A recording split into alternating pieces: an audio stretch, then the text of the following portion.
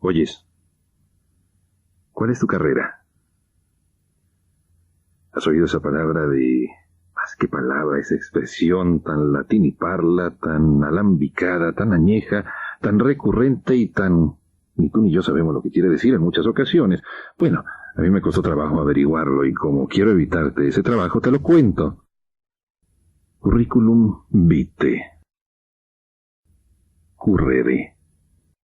El verbo latino correr. Curriculum, la carrera de la vida. ¿Cuál es tu currículum? ¿Cuál es tu carrera? En algún momento pienso, tal cual te lo cuento, debían reanalizarse muchas de las carreras que se imparten en esos establos o en esos chiqueros, donde el pensamiento, fíjate, la palabra chiquero no tiene nada de malo, lugar donde se chiquea el pensamiento y que se llaman universidades y donde hay tantas carreras con salidas tan en falso. Yo creo que tú sabes, igual que yo, de deportes lo suficiente como para saber que en todas las competencias, en todas las carreras hay salidas más o menos en falso y salidas en firme. Ay, cuántas carreras tienen tan falsas salidas. En alguna ocasión, avatares del destino. No fue una decisión muy personal, no me preguntes por qué. Nos tomaría demasiado tiempo, más de los 15 minutos que tenemos tú y yo aquí para platicar, benévola JB. Tuve que estudiar filosofía. Vaya, qué cosa más aburrida. Un buen día doy de nariz contra Hegel. Qué respetable señor Hegel. Y claro, como tiene apellido alemán y como todos los filósofos tienen que tener apellidos alambicados para que tú y yo les creamos lo que dicen. ¿Tú te imaginas que hubiera un filósofo apellidado González? Qué poco crédito te merecería. Pérez, ni se diga. Tienen que tener apellidos alambicados, entonces doy contra Hegel. El señor Hegel, respetable filósofo. Ya hablaremos de lo que es eso. Puso en la introducción de alguno de sus libros, de la segunda edición de uno de sus libros, que cuando él lo escribió, creía que Dios y él entendían lo que en esas páginas había puesto con su buena, chueca letra el respetable señor Hegel. Al releer la segunda edición dice, ahora estoy convencido de que solo Dios entiende lo que yo escribí aquí. A confesión de parte, relevo de acusaciones contra el muy claro señor Hegel.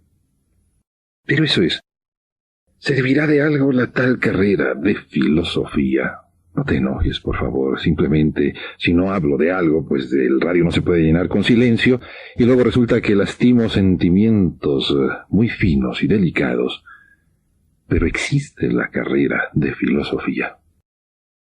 Es como si te dijera, he visto por ahí anunciados que talleres para preparar locutores. Vaya, qué cosa. Te lo confieso, yo no soy locutor, soy un simple hablador. Muy, eso. Oyes. ¿Y cómo se aprende a hablar? Yo supongo que hablando. Y loquere significa sencillamente en latín eso, hablar. Algunos hablan locuazmente, otros no sé cómo. Hay locutores de todos calibres y calañas, pero a hablar se aprende hablando. Y talleres de literatura. Yo no sé si allí reparen libros con renglones chuecos, o no sé a qué se dediquen esos talleres de literatura, pero supongo que a escribir se aprende escribiendo. Y a pensar. A pensar se aprende, supongo, pensando. ¿Qué piensas?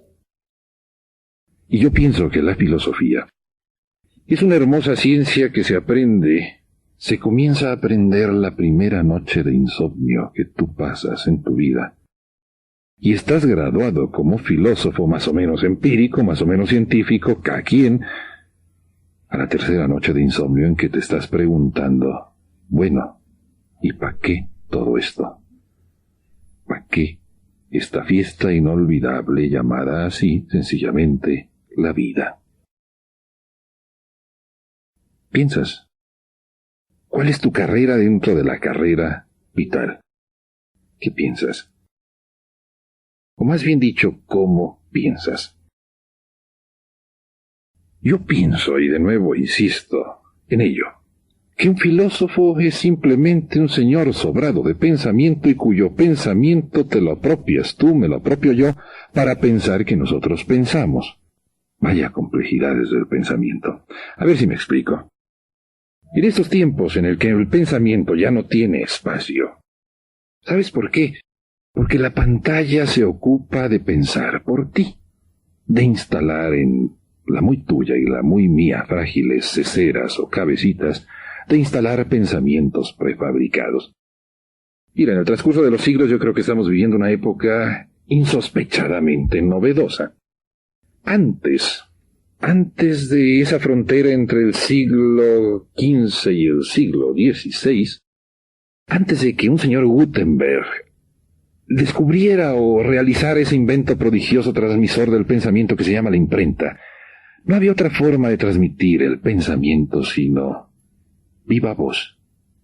Era tan difícil acceder a los libros, manuscritos, laboriosa tarea de frailes y de eremitas hacer esos libros, que eran un tesoro de bibliotecas inaccesibles para la mayoría, pero de viva voz iba transmitiendo el pensamiento. Me dijeron que había dicho, y durante siglos así volaron los pensamientos ajenos. Llega la imprenta, y es el transmisor de ideas más fabuloso, sí, así lo digo, más fabuloso que el ser humano haya descubierto, hasta que la electricidad pudo llevar a la mente de los demás, convertida en impulsos electromagnéticos, el pensamiento de otros. Son tan pocos los que piensan por todos los que pensamos. Te decía que vivimos una época insospechada por su novedad, porque muy pocos pueden pensar por muy muchos, y así lo digo porque me da la gana. Y la pantalla nos instala pensamientos insospechados en nuestras cabezas de filósofos más o menos graduados en noches de insomnio, pero que no tenemos tiempo para pensar articuladamente. ¿Me aceptas esa definición de filósofo? Es el que piensa por los que no tenemos tiempo de pensar.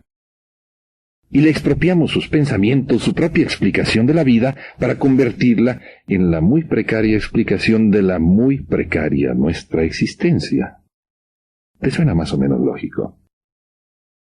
¿Por qué siempre se nos ha dicho que nuestro idioma no sirve para pensar?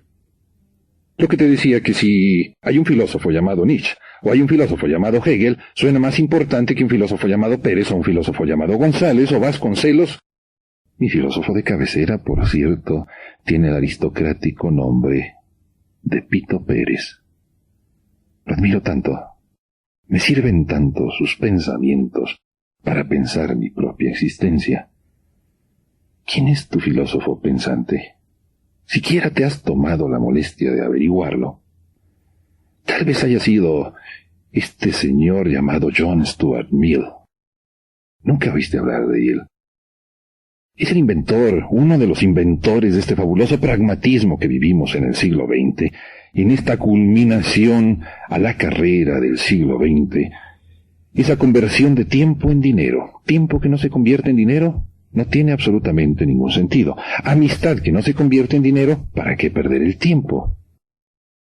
Dinero, pragmatismo, toda una teoría filosófica pensada por alguien e instalada en nuestra cabeza sin siquiera darnos cuenta quién la pensó o cómo se vino a instalar esa filosofía en nuestra muy particular carrera de filósofos personales. ¿Tú has oído hablar de Descartes? René Descartes, o Descartes si quieres decirlo como se escribe, a mí lo mismo me da. Total, entre más claro que de todo, creo que mejor. Te decía que nos han insistido en que no servimos para pensar porque nuestro idioma no sirve para tal. Para las ciencias, ¿hay algún inventor que se pueda llamar José Alba? Este ejemplo me cautiva porque yo estoy convencido de que Tomás Alba nació en Sombrerete, Zacatecas, y que tuvo que emigrar, fue el pionero de la fuga de cerebros, y tuvo que adoptar más el nombre o el apellido de su mamá. si no me equivoco, era escocesa o irlandesa, esposa de un ingeniero de minas de Zacatecas, y tuvo que llamarse Thomas A. Edison, el mago de Menlo Park, porque ningún Tomás Alva puede ser inventor de nada, pero un Edison, claro que sí. Nos han dicho que nuestro idioma no sirve para pensar, que tenemos que importar ideas pensadas en otro idioma. Y quiero mencionarte a Descartes, porque él en pleno siglo XVII se atreve a desafiar las leyes del pensamiento de su tiempo. En aquel siglo XVII todo pensador tenía que pensar en latín, que era la lengua franca de la ciencia. Y Descartes, un respetable aventurero en más de un sentido de la palabra, porque no únicamente era aventurero del pensamiento, sino que le dio por ingresar en milicias, andaba por aquí repartiendo mandurrias por todos los rumbos de Europa, tiempos de paradoja bélica en el siglo XVII, y René Descartes dice: yo me voy a poner a escribir filosofía en mi idioma natal, que es el francés. Y ese fue un gran desafío a las leyes científicas de la época. ¿Tú te imaginas si ahora intentáramos tú y yo desafiar el momento y decir que se puede pensar en español lo mismo que se puede pensar en inglés? Vaya, qué temeridad. Ni palabras tenemos para la nueva tecnología. Ni siquiera nos hemos preocupado por inventar esa nueva terminología.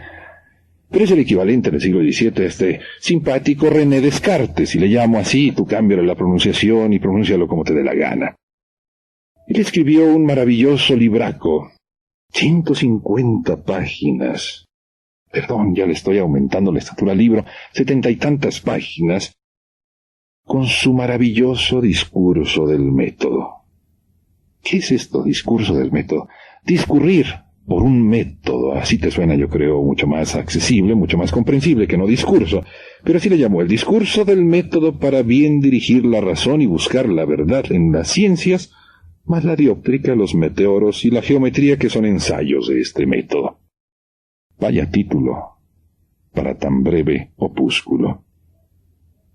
La filosofía y el pensamiento se dan la mano, porque no contamos de otro instrumento para resolver los problemas que el pensamiento, que puede dirigir la acción, y el pensamiento conduce a la filosofía, que textualmente significa el amor a la verdad. Pero fíjate qué simplicidad lo que recomendaba don René, el individuo aquel del siglo XVII que se atreve a exponer y a decir que el francés también sirve para expresar lo que se piensa.